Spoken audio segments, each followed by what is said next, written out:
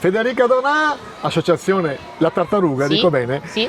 Voi avete avuto un premio meritatissimo, quest'anno la Comune di Rosolina ha voluto premiare la vostra associazione come eccellenze di Rosolina. Soddisfatti e perché secondo te hanno scelto la vostra associazione? Allora, intanto è stato un riconoscimento che ci ha fatto veramente un enorme piacere da parte del Comune di Rosolina come associazione sportiva Orgoglio Rosolinese.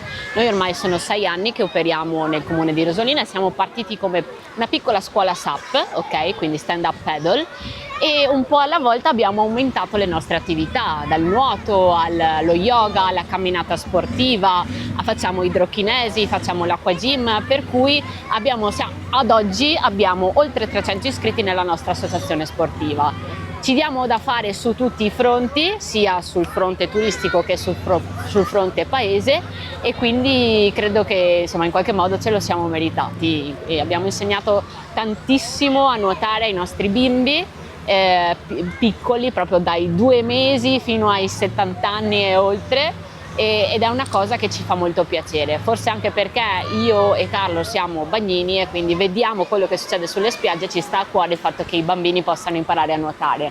Ecco, tu fai parte di una famiglia storica, proprio i pionieri di questa spiaggia, ci metti passione. È il più bel mestiere del mondo secondo te? Sì, sì. Sì. A me, Detto, sì, convinta. sì. Io l'ho scelto da grande, a 36 anni, ho anche scritto un libro con la mia storia.